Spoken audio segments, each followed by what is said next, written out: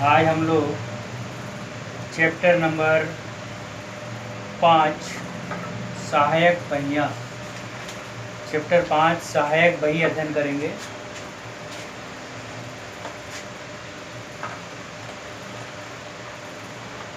Chapter 5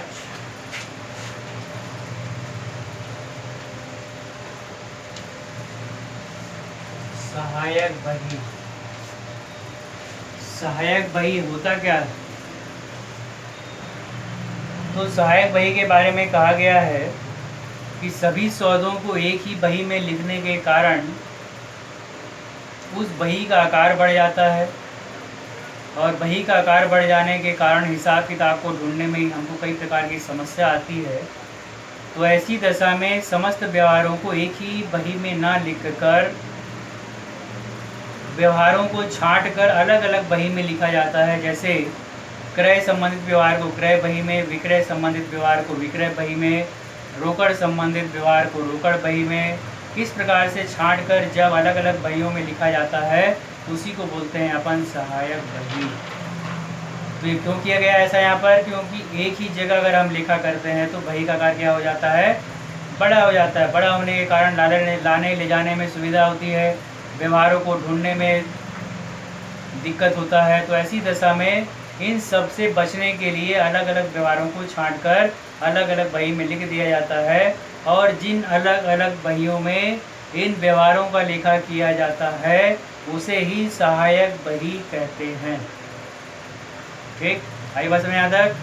तो इसके बाद सहायक बही में हेडिंग दोगे, आधुनिक युग में जर्नल का उपविभाजन निम्न बहियों में किया गया है। आधुनिक युग में जर्नल का उपविभाजन निम्न बहियों में किया गया है, जिसमें सबसे पहले आता है आपका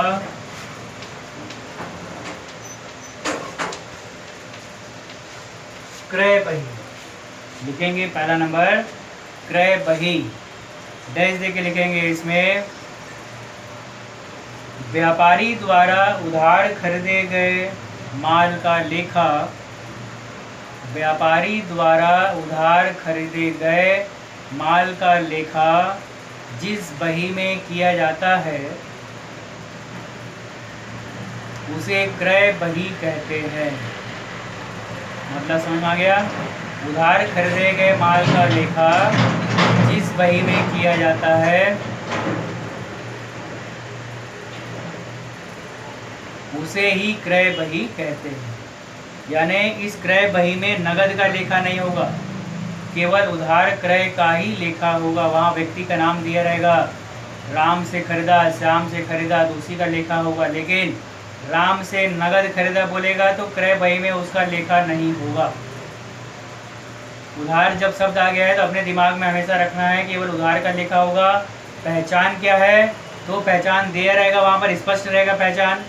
राम से खरीदा, केवल व्यक्ति का नाम रहेगा, नगद शब्द नहीं है तो उधार। राम से उधार खरीदा तो उधार। लेकिन अगर बोलता है राम से नगद खरीदा, भ्रमित करने के लिए क्वेश्चन के बीच में इसे डाल दिया जाता है और बिना ध्यान दिए अगर हम बनाते हैं तो उस नगद का लेखा भी कर देते हैं वहाँ पर, और एक व्यवहार से हमारा पूरा वो क्वेश्चन गलत हो जाता है। आगे बात समझें? तो राम से खरीदा उधार है, उसका लेखा होगा। राम से उधार खरीदा उसका लेखा होगा। लेकिन राम से नगद खरीदा बोलेगा तो नगद है, उसका लेखा नहीं। आई बात समझ में? तो ये पहला कौन सी बही? क्रय बही, यानी वह बही जिसमें केवल उधार खरीदे गए माल का लेखा किया जाता है। ठीक है। दूसरा लिखिए विक्रय बही।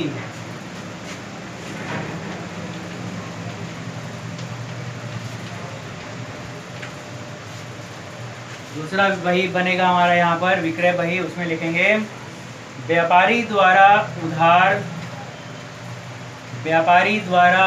बेचे गए माल का लेखा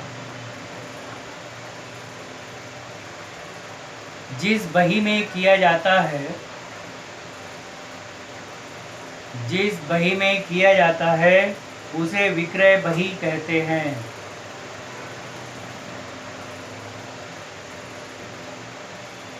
आगे बात समझ में। तो उधार बेचे गए माल का लेखा जिस बही में किया जाता है उसे कौन सी बही कहते हैं अपन? विक्रय बही। अगला तीसरा नंबर, विक्रय वापसी बही।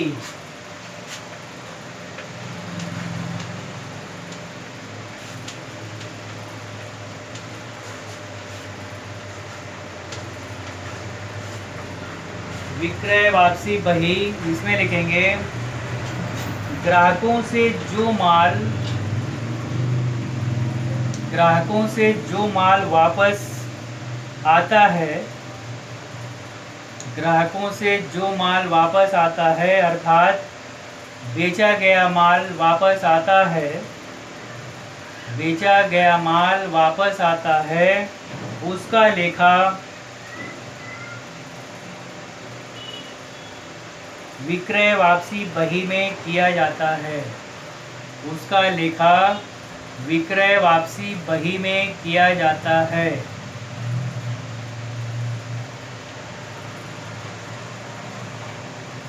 फिर अगला होता है प्राप्त विपत्र बही।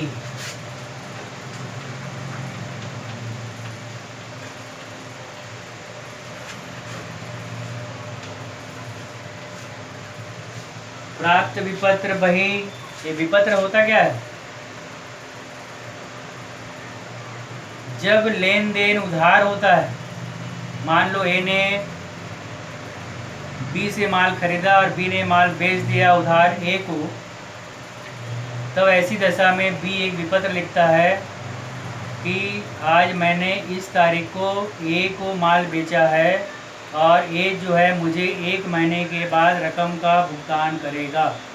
और उसके बाद ए उस पर पत्र पर साइन कर देता है और उस साइन को संभाल कर, पत्र को संभाल कर कौन रख लेता है? बी, जो माल बेचता है।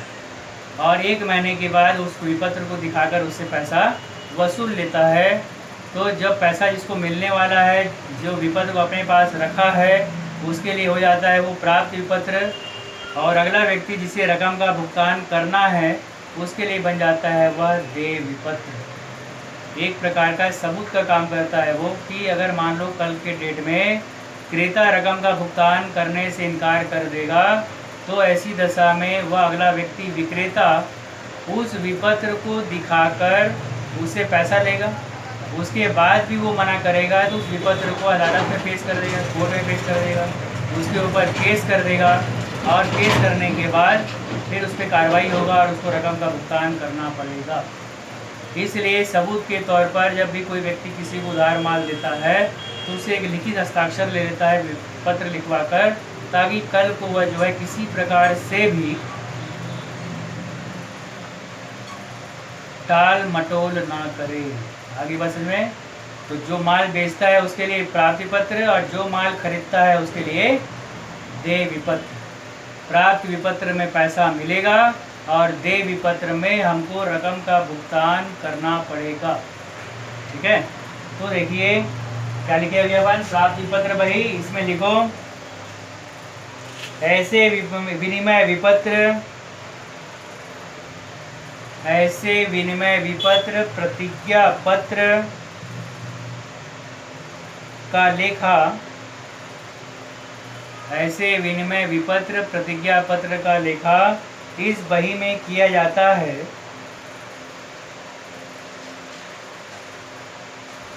जिनकी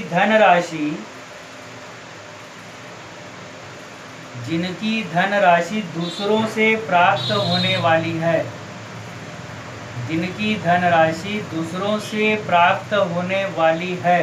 ठीक है, इसके बाद देखेंगे इसी में आगे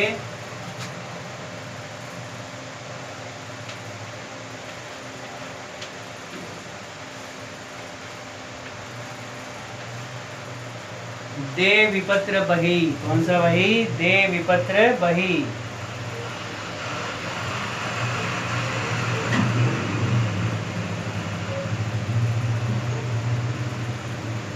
देय विपत्र में लिखेंगे अपन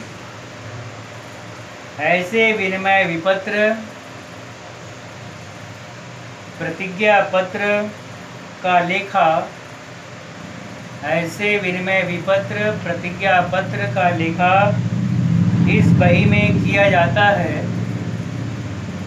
इस बही में किया जाता है जिनकी धनराशि का भुगतान,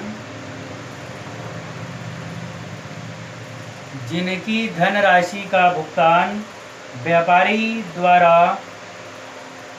दूसरों को करना है। बताया ना अभी, जब हम रकम का भुगतान करते हैं तो देय विपत्र, और जब हमको रकम मिलता है तो हमारे लिए वो हो जाता है प्राप्त विपत्र। ठीक है। अगला मुख्य जर्नल, इसके बाद लिखेंगे अगला नंबर मुख्य जर्नल।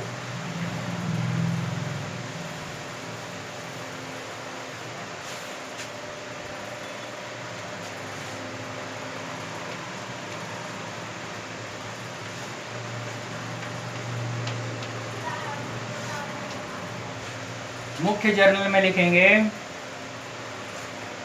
इसे विशेष रोज नामचा भी कहते हैं, इसे विशेष रोज नामचा भी कहते हैं।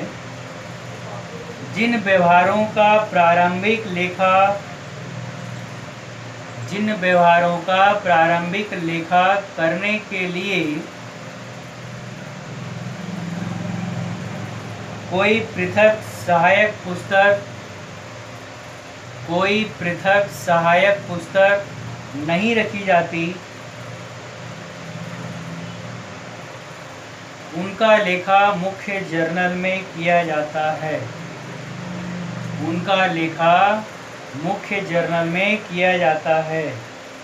जैसे मान लीजिए संपत्ति का क्रय, उधार संपत्ति का क्रय, तो उधार संपत्ति यानी उधार फर्नीचर, उधार मशीन खरीदा अगर बोलेगा तो ये माल नहीं है, तो क्रय बही विक्रय बही में इसका लेखा नहीं होगा। उधार है इसलिए रोकड़ बही में भी लेखा नहीं होगा, तो इसका लेखा कहाँ पर होगा? मुख्य जर्नल में। तो उधार संपत्ति क्रय करने पर क्रय बही विक्रय बही किसी अन्य बही में लेखा नहीं होता, केवल उसको कहाँ लिखते हैं अपन? मुख्य जर्नल में ही उसका लेखा किया जाता है। ठीक है, आगे बात में। तो ऐसे व्यवहार जिनका लेखा अन्य सहायक बहियों में नहीं किया जाता और जिस बही में उसका लेखा किया जाता है उस बही को ही क्या बोलते हैं अपन? मुख्य जर्नल। तो मुख्य जर्नल में किसका लेखा होगा? तो उधार संपत्तियों का लेखा होगा, कारण उधार का क्रय विक्रय में नहीं होगा और रोकड़ बही में भी उधार का लेखा नहीं होगा, तो कहाँ उसका लेखा होगा हमारा? मुख्य जर्नल में। ठीक है, आगे बात समझ में आ जाए। फिर देखिए इसी में रोकड़ बही, अगला जो होता है रोकड़ बही।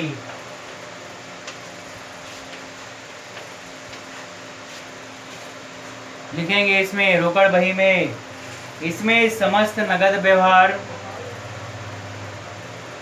नगद व्यवहार, बैंक संबंधित व्यवहार तथा नगद बट्टे से संबंधित व्यवहारों का लेखा, नगद बट्टे से संबंधित व्यवहारों का लेखा किया जाता है।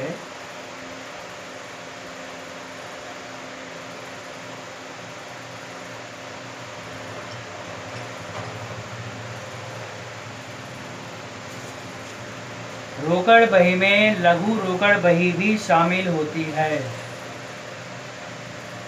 रोकड़ बही जो है हमारा बहुत विस्तृत है, इसमें जो है सबसे पहली बात हमको ध्यान में रखना है कि रोकड़ बही में नगद व्यवहारों का ही लेखा किया जाता है, उधार का लेखा नहीं किया जाता।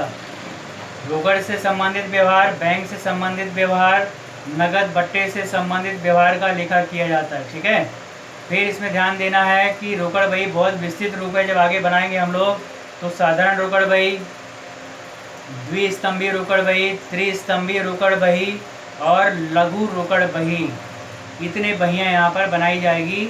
तो रोकड़ और सब में जो है केवल नगद का ही लेखा होगा, बैंक संबंधित व्यवहार का ही लेखा होगा, उधार का लेखा नहीं होगा।